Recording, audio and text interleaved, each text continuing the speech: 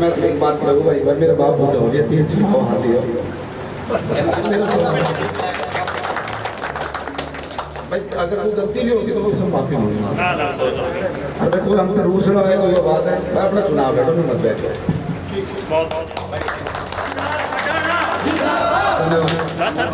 ये 2 शब्द कहते हैं। मैं निवेदन करूंगा सच्चे सरपंच जी हमारे बीच आए और हम सब के लिए बड़ा भावुक पल है। पूरा समाज चुनाव लड़ रहा भाई, 36 बिरादरी चुनाव लड़ रही है, आप चिंता मत करो, हम सब आपके साथ हैं। आइए सर।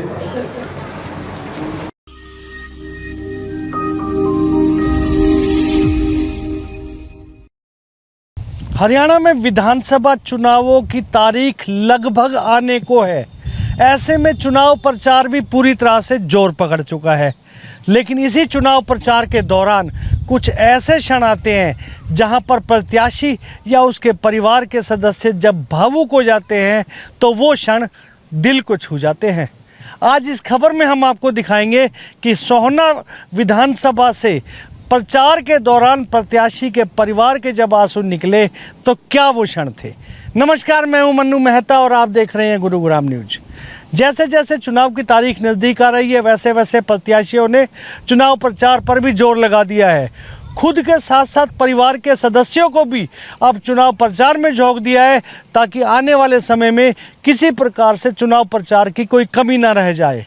सोहना विधानसभा से कांग्रेस प्रत्याशी रोहताश खटाना जहां खुद दिन में कई गांवों के दौरे कर रहे हैं तो वहीं उनके पुत्र शिवराज खटाना भी इसी तरह से गांवों के दौरों पर लगे हुए हैं। रोहताश खटाना जहां गांव में पहुंचते हैं वहां उनका जमकर स्वागत होता है, तो शिवराज खटाना का भी उनके खुद के इलाके में इस कदर स्वागत हो रहा है कि बारिश भी नहीं देख रहे हैं लोग। आज शिवराज खटाना के जो दौरे थे वो नया गांव, बहलपा, सहजावास, खेड़ला आदि गांवों में थे जो कि बिल्कुल उनके घरों के साथ लगते हुए यानी कि उनके अपने इलाके के गांव हैं।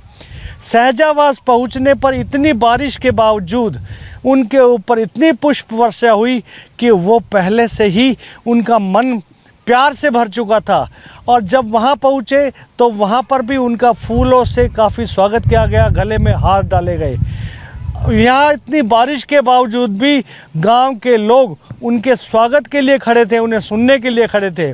और जब शिवराज खटाना बोलना शुरू हुए और शिवराज खटाना बोलते बोलते इस कदर भावुक हो गए कि वहाँ पर खड़े सभी लोगों की आंखें नम हो गई।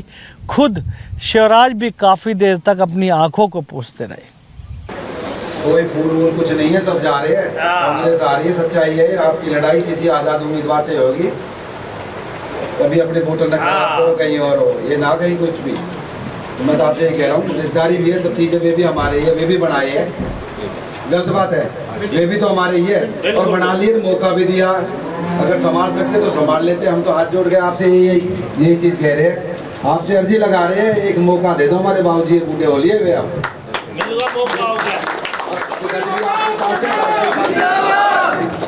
तो एक बार 36 बिरादरी का नेता, 36 बिरादरी का नेता, 36 बिरादरी की आवाज़ उठी है जो बैठे बैठे आज जब मैं देख रहा था, मेरी की टिकट हुई ना, अब 15 दिन हो गए, हमारे तो 4-5 दिन हुए, एक भी पब्लिक कोई भी बाहर निकल के नहीं आया था, शहर भी चुप बैठा था।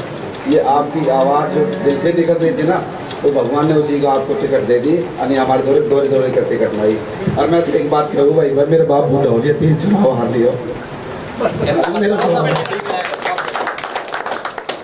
भाई। अगर कोई गलती भी होगी तो मैं उससे माफी मांगूंगा। अगर कोई हमसे रूस रहा है, कोई बात है, मैं अपना चुनाव लड़ूं, मैं मत बैठे।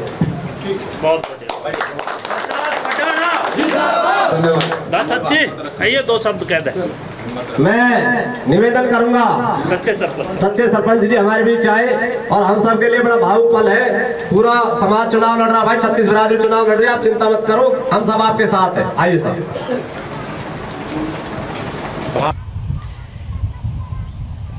इस बारे में जब हमने उनसे पूछा कि एक कठोर परिवार के रहने वाले सदस्य शिवराज खटाना अचानक कैसे भावुक हो गए, तो उनका जवाब भी लाजवाब था।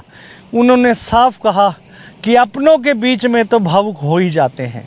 शिवराज भाई, पहले तो जिस हिसाब से वेलकम हो रहा है हर गांव में, क्या मानते हैं आप?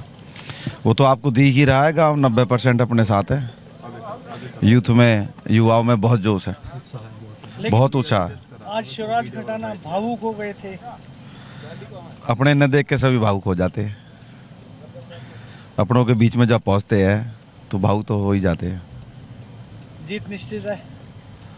ये तो आप भी देख लो, आप भी घूम रहे हो, जैसे मालिक ने चाही तो जीत निश्चित ही है।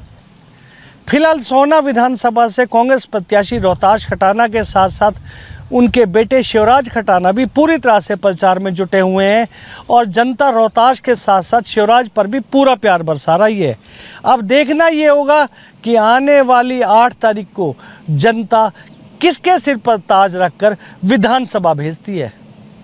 इस खबर के बारे में आप अपनी राय हमें कमेंट करके अवश्य दीजिएगा और इस खबर को ज़्यादा से ज़्यादा शेयर भी कीजिएगा ताकि ज़्यादा से ज़्यादा लोगों तक सही जानकारी सही समय तक पहुंच सके।